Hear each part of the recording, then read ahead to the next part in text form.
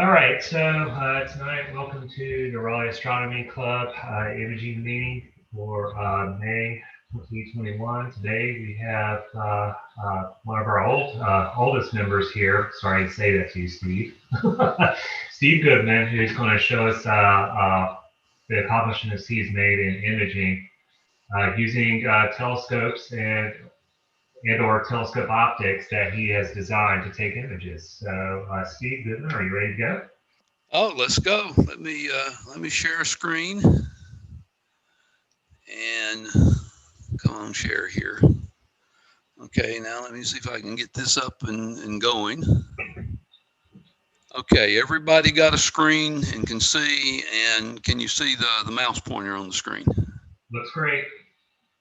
Okay, well, when I was asked to take a look, to make a presentation and talk about this, I sort of thought about, well, I can talk about the recent scope that I've made, and I said, well, this is Newtonian imaging sort of a deal too. So let's talk about the overall equipment and sort of what I do in general in the first place, regardless of which tube assembly I'm using.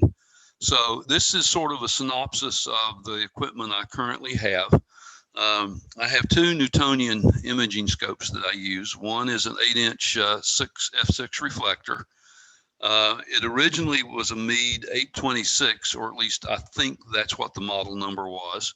But over the years, it's been replaced by a mirror that I made to learn to make mirrors, and a new secondary, and a new spider, and a new focuser, and all of that sort of thing. So about the only thing left on the original tube assembly is the mirror cell and the tube. So in one sense of the word, it's a sort of a custom scope, but it was not totally designed by me. The other one that I have is a 4¼ inch f5.6 reflector that I custom designed and built last year because I wanted something with a little shorter focal length than the 8-inch one. Both of those I use on an Orion Atlas EQG, which is a rebranded Skywatcher EQ6, almost identically except for the paint color. And I run an Orion ST80 as a guide scope. The cameras that I use are a Canon T2i that has been HA modified, and a Meade DSi Pro, the original Pro, old thing that Meade when they first came out with their little cameras, and for guiding, it works for me very well.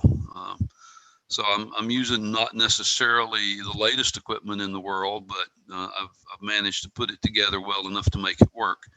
To power it in the field and even here at home, because it has worked so well for me, and I like to do things consistently so that I don't have to keep up with two totally complete different power distribution setups, is I have a Dakota lithium 1200 watt-hour battery that I created some custom power outlets to power the things I needed. In addition to the 12 volts for the mount, I've got two USB power ports.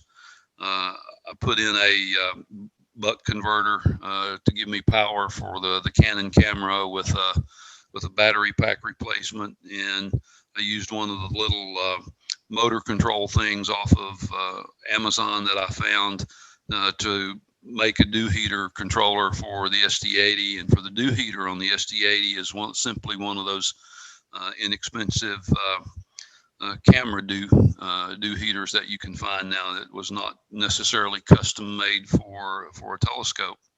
And to power the laptop, I have a Power Plus laptop adapter for my laptop that simply plugs into the 12-volt cigarette lighter, and the other end plugs into the laptop, so that I don't have any 120 volts at all of any sort setting around the telescope when I'm there.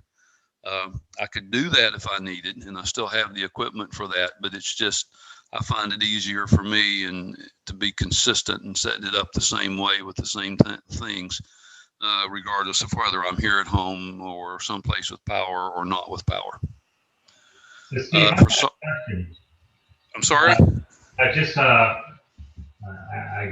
sort of a nostalgia kind of question. So where did you get that Meade DSi? I bought it new when Meade was selling them new. I've had it for years. Yeah, I have one if you want to buy it, Chris. No, I think I've got everything I need. Wow. Yes, That was 20 years ago or something.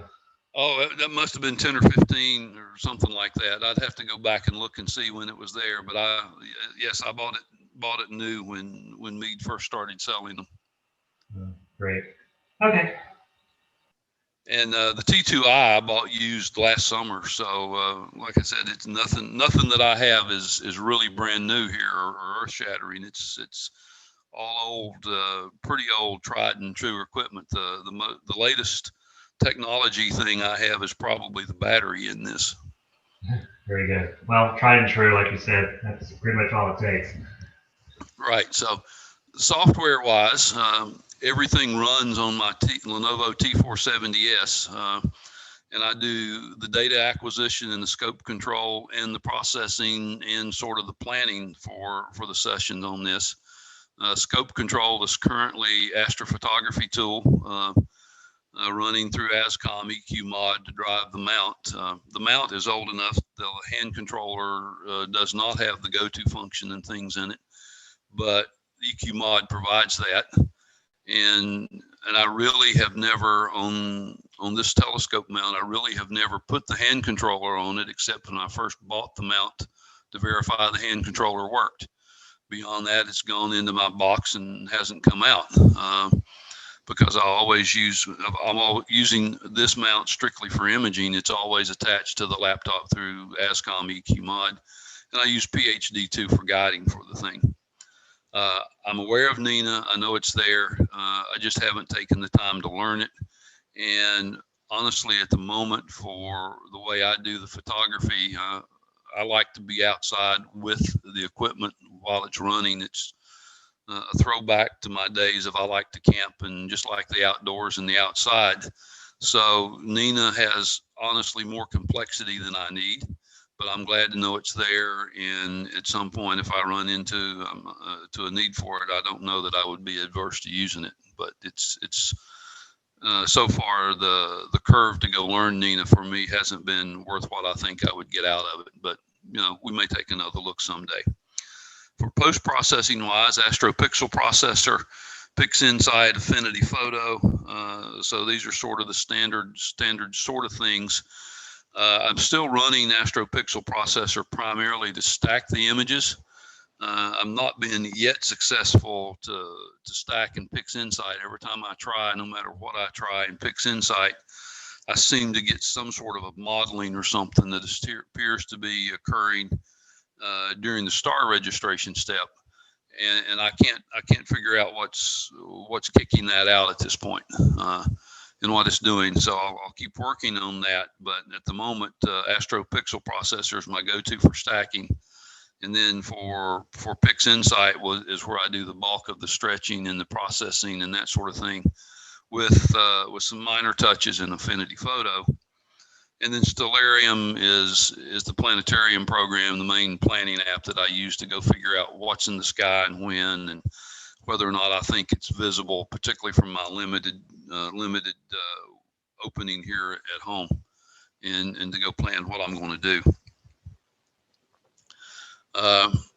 We talked a little bit earlier about some of the things that I do, but the acquisition process, and this is from home mostly.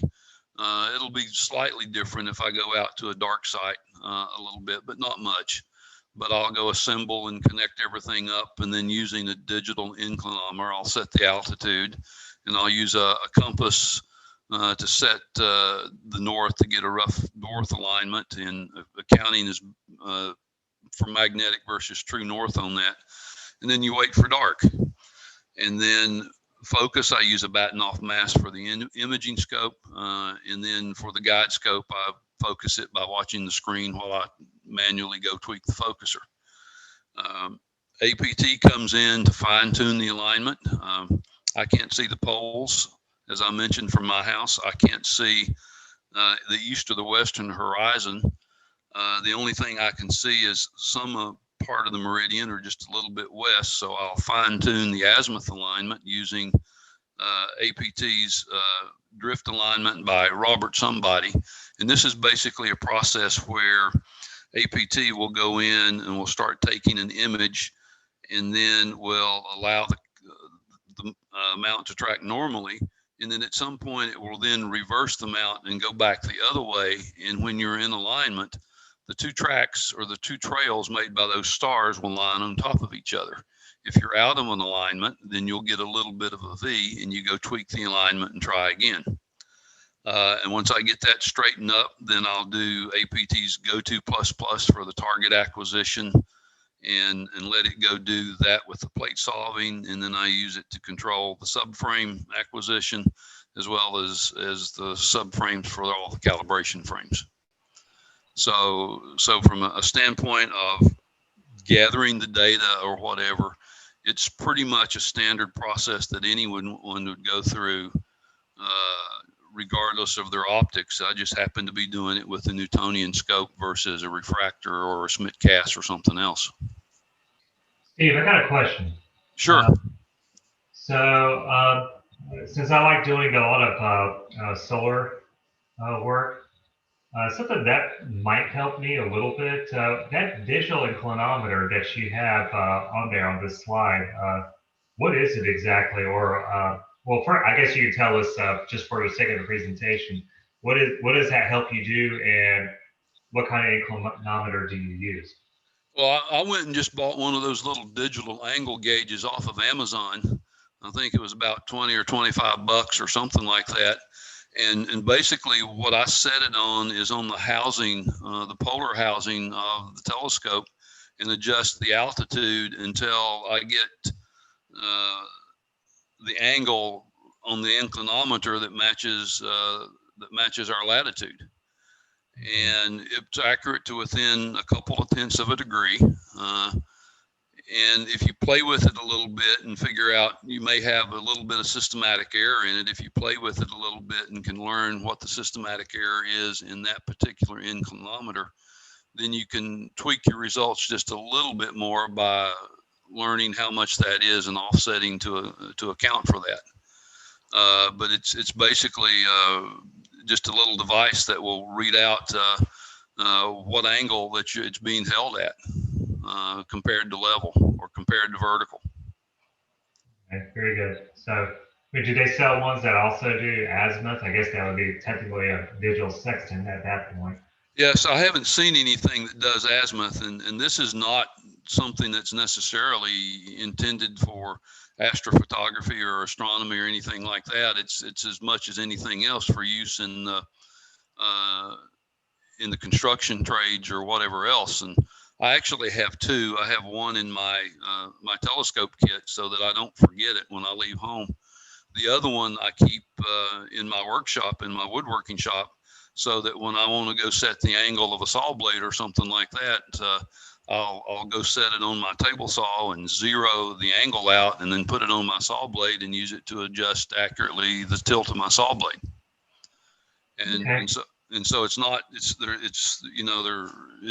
really a unique special purpose one use thing. It's just a general measure the angle of that something is tilted. And like I said, they're about 20 or 30 bucks on Amazon. I know people who do visual use those, and then they put a azimuth marking on the base of their knob, and that gets, for being old school, that gets you pretty close compared to even setting circles. So yeah, they're really handy. Never heard of them before. This is great. Thanks, Steve. Sure. Glad there was something here that somebody didn't know about. Well, I've always been looking for that. It's just like, I could probably just use, Sky Safari on my phone to figure out how I am looking up. I was like, there's got to be an easier way of doing this. So. Yeah, it's just a little box about 2 inches square and about 3/4 to an inch thick. All right, very good. Okay, thanks. Sure. And then we've talked about post-processing a little bit already. So again, it's pretty much a standard flow that I would go through, and I'll just, I don't have a specific thing that I do in PixInsight or whatever that's in particular. I just sort of go in and play with it until I like what that did. I'll keep that one or throw it out and try something else and keep playing with it until I get something that I like. And then Affinity Photo I'll use for clipping black levels and maybe doing a little bit more on the saturation or adjusting highlights or something like that. But I don't really do a whole lot in Affinity Photo anymore, but some minor touch-up things. Okay, why a Newtonian? Well, part of it is historic for me, in addition to the pros and cons. Newtonian was the first scope I ever purchased. Like I said, the 8-inch scope that I have that I've refurbished a couple of times was the original scope. Outside of made the mistake that a lot of folks make starting with of going and buying the $50 thing out of Walmart special, and it had all the usual problems that you would think about with it. And so wasn't long before we bought something else, and so I found an ad in the local paper for somebody down in Rocky Mount who was selling this scope, and so I met him halfway, or actually he was down farther than Rocky Mount. I met him in Rocky Mount, which is about halfway between our houses, to pick up the scope and buy it. And so that's how this started. And I like the Newtonians. They're inexpensive and, relatively speaking, lightweight compared to a similar sized refractor. If you had an 8-inch diameter refractor, think about how heavy that rascal might be, right? There's no chromatic aberration in it. It has diffraction spikes, which some of us old guys who came along in the early days of the things coming out of Palomar and some of the other observatories think are normal in pictures. It doesn't have as much field curvature as some designs. There is some, but it's not as much as some. And like I say, they generally are larger in aperture so that you can get smaller dot sizes and that sort of thing. The detractors from them are, well, they have diffraction spikes. Some folks don't like those. You could go in and get rid of them with curved spiders or whatever. They're long in terms of compared to a Schmidt cast or a Maxitoff, and that sort of makes them a little unwieldy sometimes on your mount. They do have some coma, but if you're reasonable, and I'll say reasonable, you can sort of control the coma as long as you don't try to get the Newtonian too fast. If you're used to putting the focuser on the side of the tube, it creates some imbalance issues as you swing around. And so you generally end up, for imaging, I always put the camera and the focuser straight down to put everything planar, so that it makes the balance happen really easily from that standpoint, and it doesn't shift as you swing through and around. You do have to align the optics. Every time I take it out, I do a little tweak of the optics, but it's not bad. It only takes 2 or 3 minutes to go do that. And but some folks don't like that. And as we've had some discussion on our forums and through our email and stuff, you can get some spike misalignment if you end up rotating the tube between sessions, where you have to take the tube out and put it back in or something like that. And so that's a downside of it, which sort of limits, in my case, that at the moment is limiting me to multi-night sessions where I can set the equipment up and leave it sitting there. If I have to take the equipment apart and move it somewhere and then reassemble it, then I would have an issue of having multiple sets of spikes show up in the image. And as much as I like spikes, I don't think I want to see them all the way around all the stars. That just, for me, would detract from it, I think. I have a comment on the previous slide, Steve. This one? No, your cons and pros. Oh, that one. Okay. Yeah. No, I think it's a great summary, and it looks good. I just wanted to just add one. There's some coma correctors exist, and they're pretty much, I'm sure you're aware of them, but just for people watching this, you can get coma correctors, and they're actually quite easy to set up and will work down to f4 quite easily. But if you go faster than that, I agree, it gets very complex. And Well, I think there are even some now, talking with Jim Presley yesterday, I think there are even some that will go down that were designed specifically for F3. I suspect they're fairly expensive. they are. There's been some for But quite a while that, yeah, but for F4, you can get something, $200 to $300 that will work up to almost APS-C sensors. So that's kind of a non-issue. But the other thing is just to make it clear, the only reason you would have misalignment would be is you took the tube out of the rings. And in your Right. case, of course, it's a dual use instrument, but most of us who image with the Newtonian, it's dedicated. So all I do is take the mount, the scope off the mount and put it back on, and I never take it out of the ring, so that I can use it multiple nights without this. So just you're absolutely right. It is a concern if you ever take if you change the orientation of the scope inside of the rings, you are going to have that effect. So I just thought, since people might watch this later, I wanted to clarify that. But otherwise, I agree. This is a very good summary. This is good. Thanks. sure, understand. In my case, we'll talk about it maybe a little bit in a minute, but I like the F6 range. I think the F6 in the Newtonian is really, really a good sweet spot, because it is slow enough until coma is not much of an issue and you don't need the coma correctors, but yet it's fast enough until you can get reasonably short images or short subframes as well. I typically run here at the house, I typically will run 3-minute subframes, seems to be a sweet spot.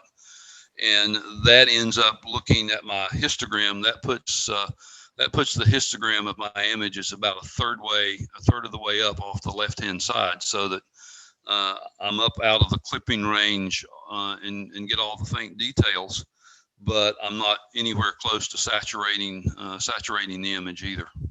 Oh, I think your results speak for themselves. That I agree. Anything between F4 to F6 is a sweet range to be at that aperture compared to the other options for 8+ inch scopes. I agree 100%. Right. So that's why I like that scope. It turns out that I think that's a really, really nice ratio. Okay. So the motivation for a second OTA, I mean, I like the 8-inch, and it's really nice, and it's good for smaller DSO and Messier objects, but it's too long for the larger objects, things like the Pleiades and things like the area around the Horsehead and the Flame Nebula. Using an APS-C imager like the Canon cameras, the field of view is too small to be able to see all of those objects at once. So it turns out that if you go to something about half that length, those objects sort of fit and fit pretty nicely. Andromeda Galaxy is still a little bit large, but beyond that, most of the other well-known DSOs and Messier objects that are too big for using the 8-inch 1200 millimeter focal length fit pretty well. And so that's how I ended up choosing a 600 millimeter focal length out of the thing. It's sort of half what I had, doubles the field of view. And I'm still looking for a 300. I suspect that will end up being probably a camera lens, a good camera lens, as opposed to necessarily a telescope, and that would serve some additional function for my camera as well. But for now, we'll go with this. The next question for me became, do I buy it or build it? So I went looking for the 600 millimeter focal length refractor triplets, and I say few. I didn't find many that I really thought I liked, and the few that I found were fairly expensive, and I'm cheap. I don't know if you figured that out yet or not, but because everything I have is vintage stuff, it's partly because I'm cheap and haven't put the money in to do some of the higher end later stuff. And so I thought about, well, could I build a reflector? Well, I've got the time. I picked a wonderful time to go retire. I retired last year, and the last day in the office, they locked us out due to COVID. And so the travel things that we had planned to do and all of the stuff that we had planned to do when I retired got shut down. And so I had to have something to do. So I decided to build this reflector. I had the wood shop and some previous experience, and I had some of the spare parts left over from the upgrade that I did of the 8-inch that I could reuse. And if I looked at 600 millimeter focal length, that turned out to be just about 4 inches in diameter, which is probably as small as I'd want to go in terms of diameter for a Newtonian, but still workable. So when I went and pulled together what I would look at a mirror, said, okay, got to be Pyrex borosilicon. I want the 600 millimeter, 4-inch diameter. Nope, can't find them. Closest I could get was 4 1/4. And rather than making it f6, I chose to keep the 600 millimeter focal length, because that was the concern. Is I didn't want to get over that focal length for this instrument, for this camera, or for this tube. Starting to get over 600 millimeter in focal length started making the target images the targets that I was looking at spread out just a little bit to not quite fit. So I decided to keep the 600 millimeter rather than keep the f6. And a 4 1/4 inch gave me an f5.6, which, as it turns out, is good enough. Target for the mirror was a 1/4 wave peak to valley. I don't have the interferometers and the other things and I don't have the background. I haven't gone and learned to look at the Ronchi screens and all those sort of things, but focal testers, tried and true, and I knew how to use and build one of those.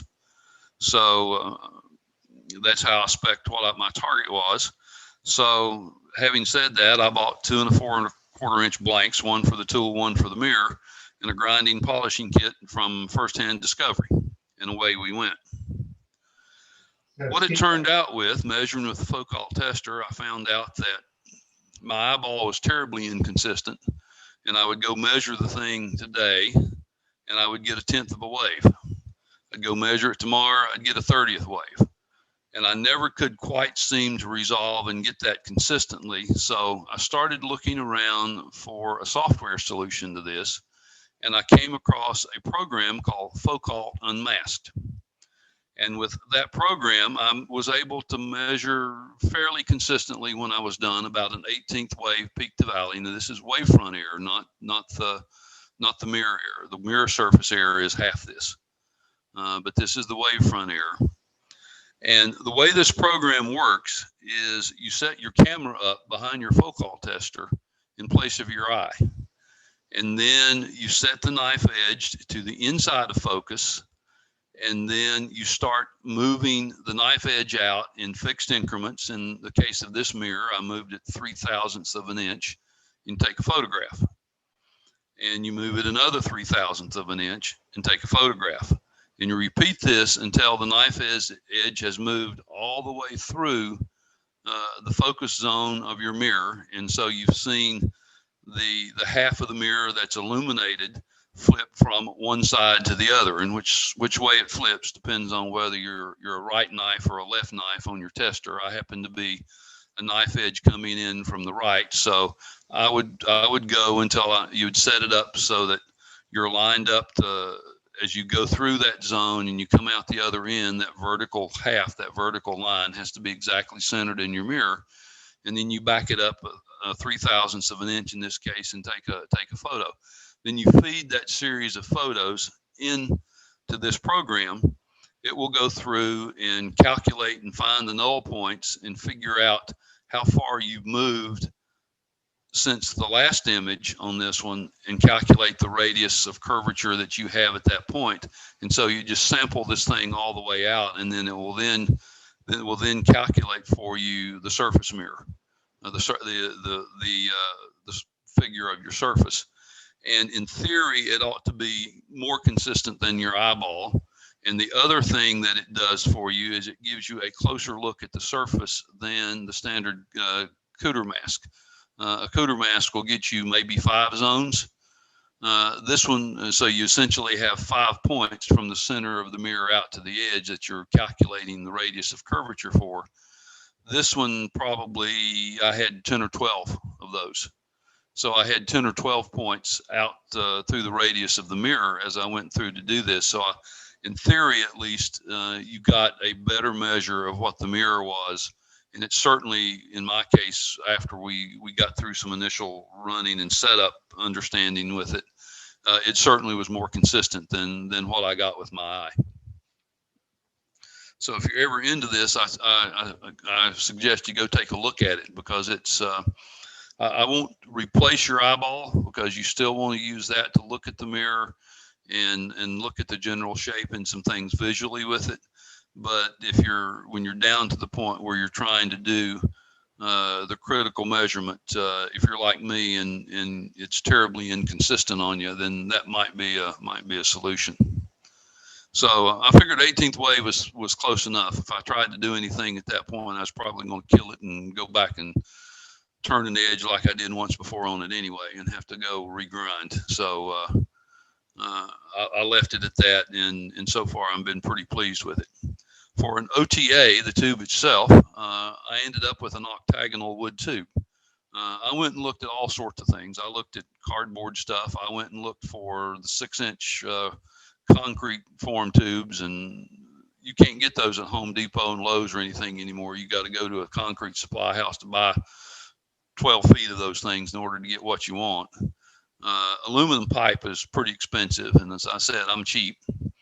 So the octagonal wood thing is, given I had a workshop, is not too hard to build, and I had enough wood on hand to do this thing, and without any additional expense. So I said, well, why not? That's the way we used to build them, so why not do it again? And so what I ended up with, as I went through the measurements and figured out what I needed, was an optical tube assembly that is something over 26 inches long and 6 1/4 inches across the flat side of the OD. The mirror cell itself was a custom design and build, and that was built out of plywood I had laying around on hand left over from previous projects. So again, my cheapness shows. Spider I ordered from Astro Systems, used the existing 1.5-inch secondary. The focuser I had laying around was a JMF NGF2 Mini. I don't know if any of you remember those, but that's probably close to 20 years old. It's an 1.25-inch focuser with a hand controller on it, motor focuser. But for this size OTA, I wasn't sure I wanted to put a 2-inch on it. It just seemed like that might have been a little heavy for this scope, and so it's right now, it has an 1.25 inches on it. I punched holes and added mounting points to put my existing guide scope and Vixen bar on it. I put a Vixen dovetail rail on it to mount so that it would match into the scope. And I bought a tail rad base for my existing tail rad to put on the thing, so if I ever needed that. And total cash outlay, not including cost for things on hand and the cost of the tester and stuff, I didn't keep a real accurate count, but I'm guessing I spent maybe $350 in terms of extra cash outlay for what I needed for this little imaging scope. And it is an imaging scope. I set it up so that it was not intended to be visual, although with if you could put an extender in it, maybe something like a diagonal or something, so you could look, so you wouldn't have to stand on your head. When I put the mounting rail on it, I put it on the same side as the focuser, since it was intended to mount with the focuser down always anyway. And so if you put a diagonal in it, you might get the extension you need to be able to pop an eyepiece in and look. But I've never used it in that fashion, and it wasn't intended to be used in that fashion. For software and doing the calculations, there's an off-axis Illuminator Calculator that I found at BB Astro Designs that will help you figure out, given your focal length and the spacing of how big your optical tube is and how far out you need the focus and how high your focuser is and that sort of thing. It will give you a measure of what kind of off-axis illumination and what kind of light fall off you'll get for doing the tube length and design and measuring where the holes go. There's Stellafane has a NewtWeb tool that you can put your measurements in that will help you figure out where the hole spacing should be. There's a Sagita calculator also at Stellafane that will help you figure out how deep the dish or the concave in your mirror needs to be. And for measuring that, I simply went over to the local big box store, got a couple of pieces of either 1/2 inch or 5/8 aluminum angle, and put together a T-frame that would mount my micrometer on it. And then I could set the T-frame down on my table saw and use that as a flat reference, and then use that to sort of measure the center of the mirror. And that's what I used as a, how do I get the mirror, how do I know when my mirror is deep enough sort of measuring tool. And so that was a home built thing for that had an existing micrometer that put on it, and it worked reasonably well. What I found was that the mirror actually probably is about a couple of thousandths deeper than what this tool measures. And so again, the DIY tools, I had to make a mirror test stand. I put together a focal tester out of an XY stage. I found at a model maker's shop, sort of a model train maker's shop, an XY stage, an inexpensive XY stage intended for a miniature model drill press. Cost me about 90 or 100 bucks. And I put that on a base, and then I mounted a moving light source on top of that, and that became my focal tester. And then I've already described the measurement tool that I made for measuring the Sagitta, and the mirror test stand is just your typical, put a board on it and put some pegs in it and set the mirror up on the pegs. The results, I'm reasonably pleased with the results, or actually I'm very pleased with the results. I got good images. There's not very much coma. There is some vignetting with it, particularly with the APS-C sensor. So flat frames are a must with this scope. But those were expected based on the design analysis and what I saw from the tools that I used to evaluate the light fall off. And if you're interested in a quick write-up on it, something more than my rambling here, I did post out on Cloudy Nights a quick write-up with basically the thoughts and the pictures and things that we have here in terms of actually making this thing. So I'll stop at this point and ask questions. From here on out are pictures of the tube in itself and sort of the build process and some of the images that came out of it. So we'll stop at this point, and I'll ask if any other questions at this point, or we'll go on, sort of thing.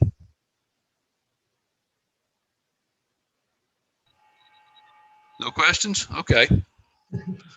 Well, this is how my OTA worked out, and this is the tube with all the holes bored, and you can see over on this side there is a little plate that I embedded inside the tube. And the reason I did that, if you look at where the holes to mount the focuser fell, they're right in the corners of the tube, and so that meant that if I drop through here, and I'm going to end up, and as the mounting bolts for the focuser come through, now I've got little nuts that I have to put in here, and they're going to be setting up against an angle on the inside of this tube.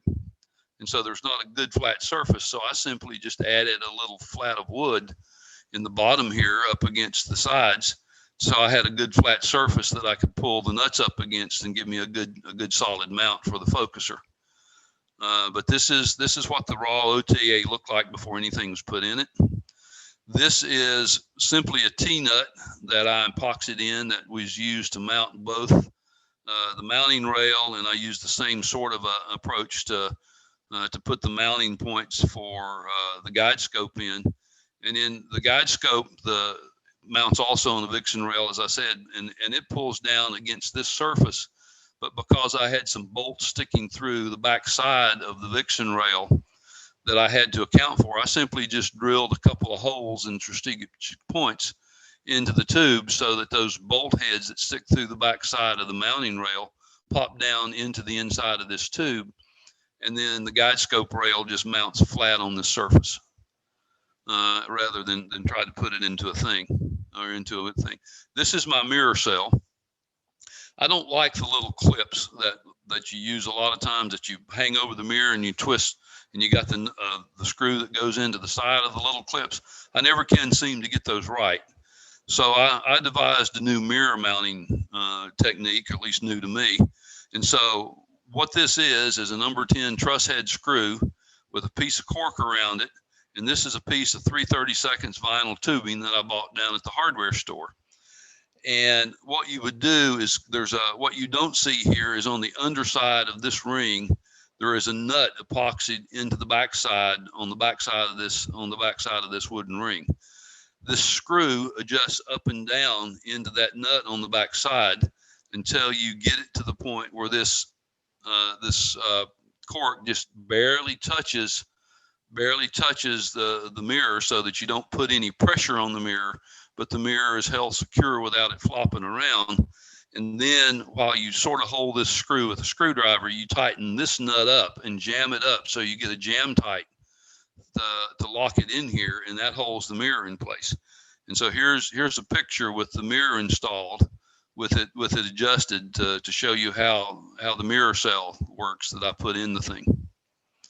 And that so far seemingly has worked very well. I have not had any issues in the year I've had this up and running, or 9 months up and running, with the mirror seeming like it wants to flop around or come loose or any of that sort of stuff. It does pretty well. And then this is the finished assembly.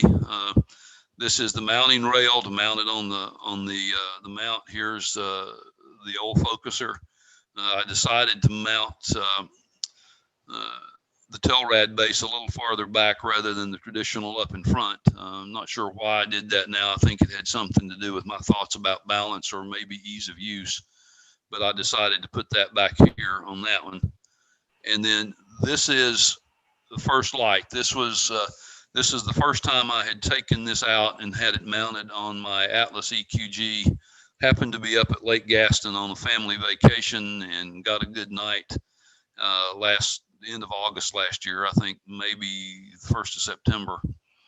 And so this is everything assembled and connected up. And the box you see over here is a box on the back, is a box that I built that has a red light up in the top, but it's also a dew shield for my laptop. And so my laptop goes in this box to sort of darken it up from everybody around me, number one, and number two, to keep the dew and stuff off of the laptop itself. And so this is what the thing looks like when it's all put together. Here's a picture of the vignetting I've got. This is a flat frame that I took out of it, just to show you what the light fall off is on an APS-C sensor. So you can see, particularly in the corners, there is some amount of light fall off, and so the flat frames definitely help when taking photos with this OTA. And here are some of the pictures that I've taken with it. This is the double cluster that was taken last fall. This is my picture of the Pleiades. These two so far have all been taken here off of my driveway, essentially, and just north of I-540. And then this is the Rosette Nebula, again, that was taken here. M42, which I did here. This horse head was done down at my wife's family, late husband's family has a farm in Kinley, and they've been kind enough to let me go down and use the farm every now and then and sleep out in whatever they happen to be growing in the fields that year. But this was taken last December when we did the Jupiter-Saturn conjunction just before Christmas. And I spent the night after we had a look at the conjunction and took the horse head through this little scope. And here was the first light picture. This was the very first picture I ever took that you saw up at Lake Gaston. This is M31 and the results of the first one that I've done. So that's all I got. Unless someone has some questions, we'll turn it back over to Chris and general discussion at this point. Okay, well, I guess two questions, not necessarily. I mean, very good presentation, Steve. Thank you. That's really nice. A little off subject, but yeah. I mean, I'm into woodworking too, or not into it. Just like to see people what their skill set is about what they do with their woodworking, whether it be making furniture or whatever requests they get from customers. But I looked at looking at your OTA there, and I'm sure nobody else would be interested in it. What kind of finish did you put on it? I put, trying to remember, it was a I want to say it was some variant of a walnut finish over the oak, over the red oak, and then I put a polyurethane coat over that. I don't remember exactly. I can walk out here in the wood shop and find it if you want, let you know. But it was I think it was a variant of a walnut, but I don't know that I remember exactly. Okay, so well, the reason why I bring that up, is like a lot of people are like, well, Chris, why would you need to know that? Well, so this is wood, and just like everything that we're concerned about in a humid environment, we don't want dew getting on our optics. But I was just thinking, from a perspective of my wife griping at me not using a coaster, what kind of finish would you have used on that so that dew wouldn't really mess up that wood or whatever? Right. I put it was a Minwax stain of some variant, and then I put a spar urethane sort of a polyurethane over it to protect it. The inside was painted flat black with a latex flat black. I had some point in time gone over to Home Depot, which is my local big box store, and said, I need a sample of the darkest and the flattest stuff you've got. And that's what they gave me. And it's worked reasonably well. I haven't had any issues with dew, at least that I know of at any point. I certainly don't have any dewing inside the tube or on the optics. And I haven't yet at this point noticed any damage to the tube itself from dew. And of course, being a urethane, standard sort of a spar urethane, as it ages or wears or whatever, then it's easy enough just to go ahead and refurbish it and sand it down a little bit and repaint it or put it back on it again. The other thing with the polyurethane, given that it's not often out in the sunlight, it doesn't get a whole lot of UV. So UV is one of the big enemies of the urethanes and the polyurethanes. So as long as it doesn't get whole lots of UV on it, I expect it will last for a while. Very good. I guess another question I had, so we were talking earlier, including in the email thread there recently about the making sure that your spikes are, aligned perfectly from from imaging session to imaging session, your diffraction spikes, because if some of our people who may listen to this video later, rotation of the OTA can make the diffraction spikes of your Newtonian be off center. Now, maybe this is just me having a hard time visualizing it, but could you fix, would not only the OTA being lined up perfectly the way it was, but also when you put the camera into the actual draw tube, can that cause a problem too?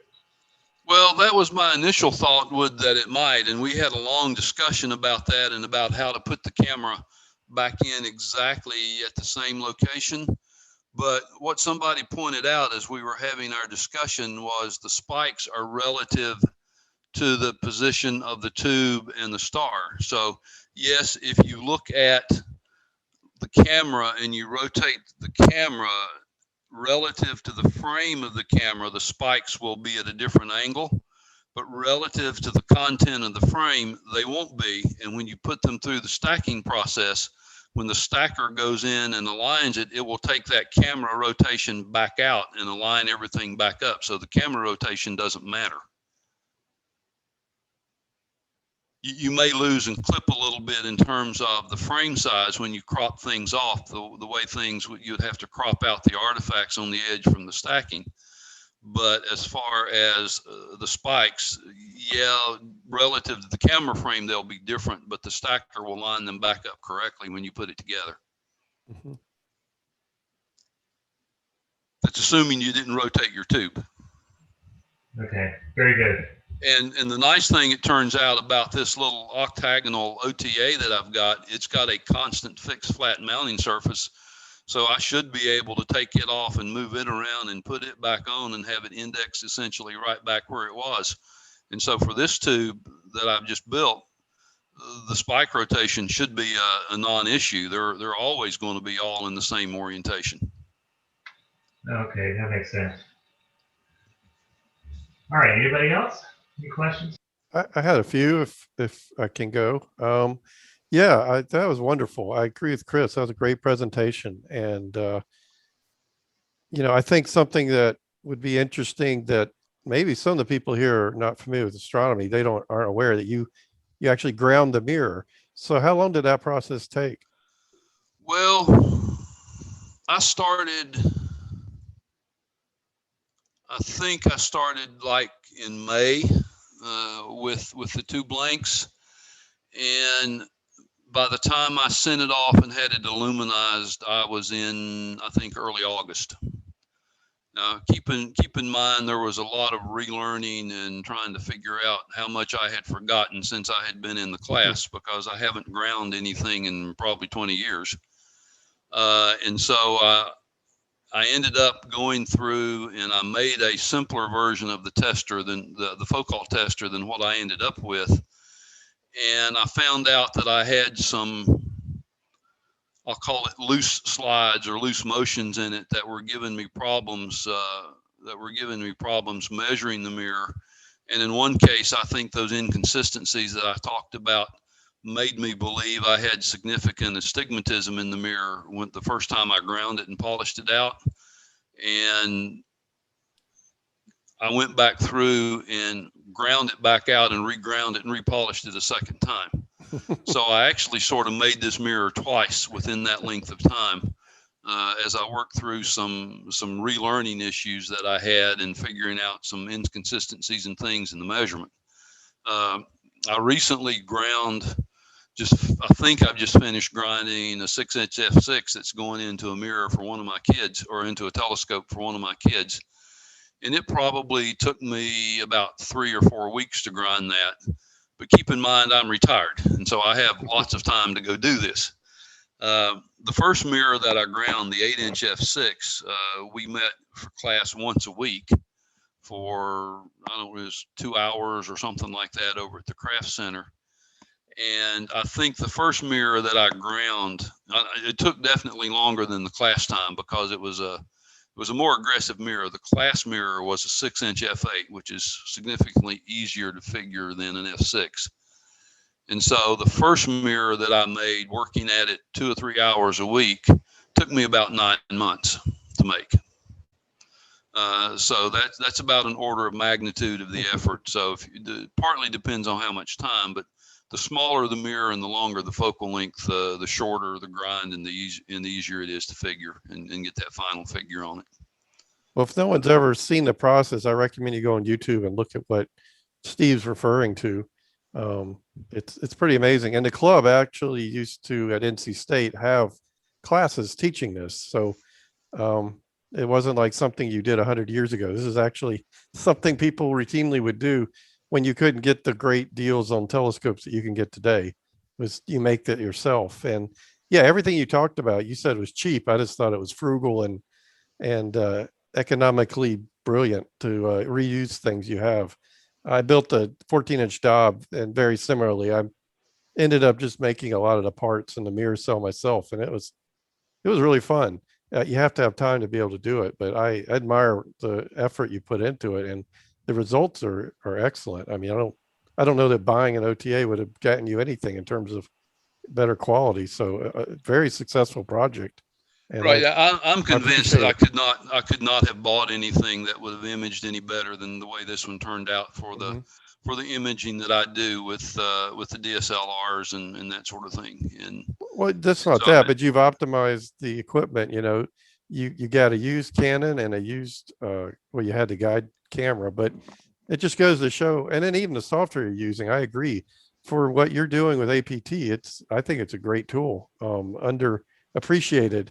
If you're not automating everything, it is. I've used it quite a number of times. All very strategic choices, and you can keep things kind of simple and inexpensive and still get wonderful results. So I think that's the big takeaway for me, among also you're an excellent craftsman, but it was very enjoyable. Thank you again. I'm glad to do it. It was a fun project, and like I said, I'm doing it again and again. I have one mirror made, and I have one more to go this year. I think I have one mirror made. We're trying to confirm that. I'm kind of surprised you didn't do a visual star test, to be quite honest, but I understand, and that's hard to do till you get it silvered.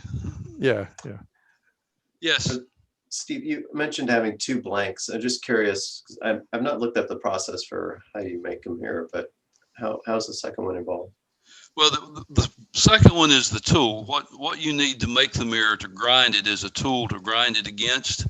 And so the usual process is to start out with the old school process was you bought 2 mirror blanks, and depending on the size of the mirror blank, you started with something like 40, 60, 80, or 120 carborundum grit, the gray stuff, and you mixed it in a water slurry between the 2 plates, and you start rubbing one over the top of the other one, and just the natural, I'll call it physics or whatever, of that particular motion and action is that as you rub them, the top one becomes concave, the bottom one will become convex, and to avoid astigmatism, you keep rotating the things on a regular basis around as you turn them. And eventually you'll get to a point where you've got something that will be almost perfectly spherical. You may have to slide off to the side a little bit early on to dig the hole in the middle to get it quickly down as deep as you would like, and then you can go start straight back and forth directly over each other to get it back to a sphere. And then once you get sort of that basic depth that you wanted and you figured out that it's basically spherical, which the easy way to do is you go take some pencil marks and mark across the mirror and watch those pencil marks as they disappear while you grind. And if they all disappear evenly and at the same time, then you're pretty close to spherical. And once you get to that point, then you just start using finer and finer grinding grits, and then finally end up with making a pitch lap on the tool and polishing it with cerium oxide, or in my case, I use rouge. Rouge is not as aggressive as a polishing agent as cerium oxide, and it leaves a little cleaner surface on the mirror. And then once you get a polished sphere, then you end up with changing the way you rub the 2 together a little bit to deepen the center and turn that sphere into a parabola. All right, thank you. It's fascinating. Anybody else? Yeah, Denveen, I'd recommend looking into it. It's amazing how, I mean, it's very old school techniques, but you can get these mirrors accurate to just insane levels with not high tech at all. It's amazing stuff.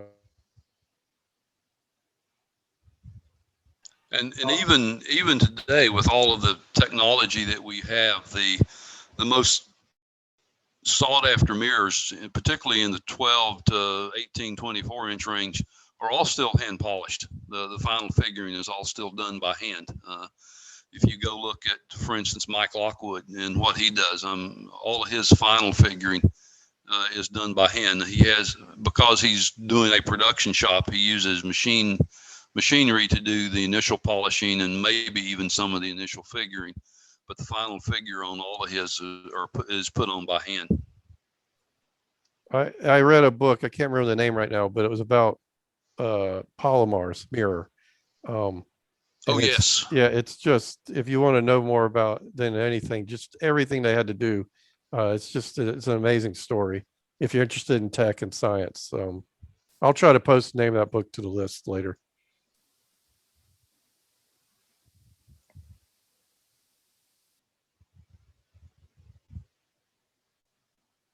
Are you there, Chris? Oh, he's muted. Yes, I am. Oh, okay. Sorry. I thought we dropped you. Sorry. Yeah, I'm here. Okay, well, I guess that's it. Steve, thanks again. And I guess because we're getting into the, the presentation is over. So as usual, we go into our second half of the meeting and just go around and see if anybody has any new images they want to show us. But, since in the spirit of the subject matter here, Steve Goodman, do you have any images you want to show us that you took with the scope that you made? I've shown you all the image that I took with this scope that I made. I have a couple of new images that I've taken with the larger scopes because they were smaller targets that when we get to that point, I can pull up. But everything that I've taken with the smaller one was in the presentation I did. Well, I mean, don't hold back. Okay. Yeah, just show us what you have. I mean, it's okay. I understand that the evolution of the images, or the quality of the image is all determined on the processing, not necessarily the optics that you just went over here. So yeah, don't hold back. Okay. Well, let me. This was one that I did last week. This is M94. It was an interesting thing for me. It turned out to be a little bit more challenge. This was the cat's eye or whatever, but this was in the northern sky. And the challenge piece out of this one for me was to try to pull some of that faint outer ring out. And it's really, that faint ring is not very much brighter than the background sky. So it took a bit of work to do that. This image has about 6.5 hours of total image integration in it, all in 3-minute subframes, taken over 2 nights, complete with individual sets of darks and flats, and in the dark flats and the whole 9 yards both nights. And then the stacking and the processing of those two, I stacked them in AstroPixel processor as 2 different sessions, so that it individually applied the darks from one night to that night, and then the second night to the night, and kept those apart until the final thing. So this turned out, I think, pretty well, but it was a pretty good challenge to process. I've got a work in process here if I can find it. I got about 3 hours on M63 last night, and I'm going to try to add some more to it. But this is my image of M63 from last night. That's a work in process that I want to try to add some more tonight, and maybe even tomorrow night on, although the moon is getting in the way. And I'm relatively pleased with the way this turned out, given we were pretty close to quarter moon and things were starting to get pretty bright. So both of these were taken with the 8-inch scope, not the 4 1/4 because of the size, but I think they've worked out pretty well at this point so far. Yeah, let's see. A lot of fake fuzzies in there. Steve, could you go back to the M94, please? Sure. Both look wonderful. In fact, I'm impressed. Yeah, for that amount of time, what you pulled out of the halo here is phenomenal. I don't know if you've tried this, but something you might want to investigate is the HDR transform tool in Pi. What I'm referring to is it'll basically try to help enhance the contrast in that core area. Right. I'll have to go back and look and see how I processed this. I mean, it may have great. run the easy HDR tool a little bit, but yeah, it looks great. But there's a if you look on the PixInsight website, they have a tutorial with a different galaxy, but they show how you can reduce the kind of the push of that central region and still see, like, you can start to see some of the dust lanes in that inner core area. But that might help you enhance that some if you're interested in that technique. But I think the challenge is, of course, trying to get that halo. You're trying to pull that out without burning in the inside, and I think you balanced it out really well. But that might help if you haven't tried it. All right, I'll go take a look at that a little bit. Thanks.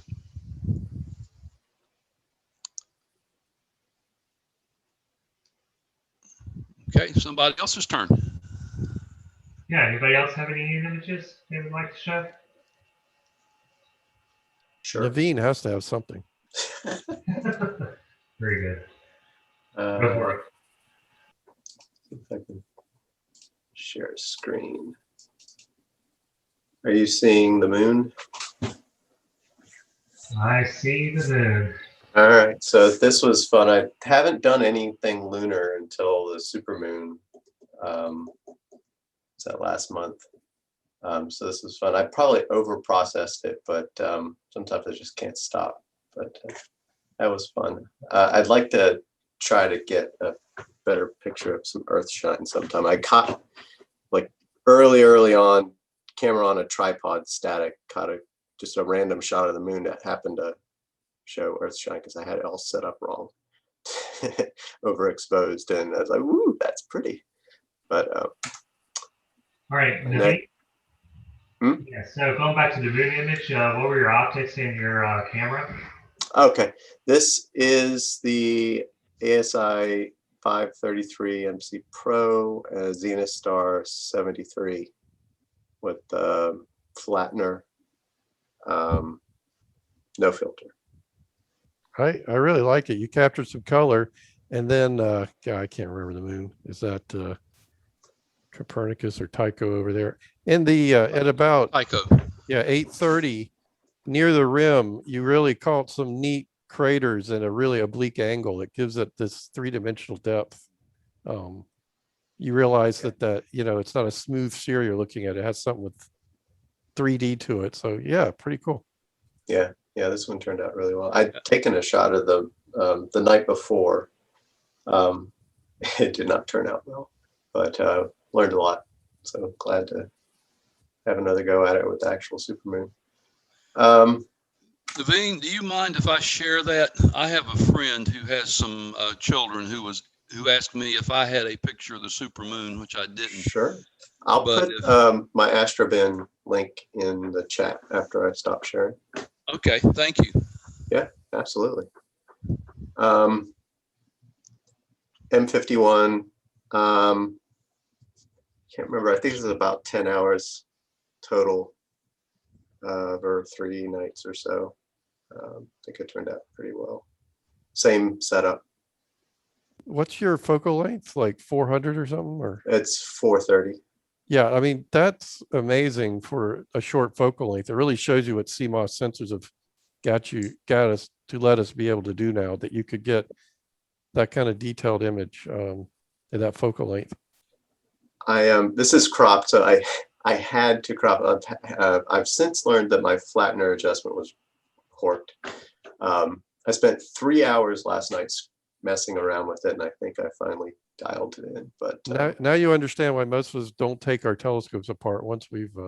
I waited to do it until I had a filter drawer, so I'm not taking it apart again.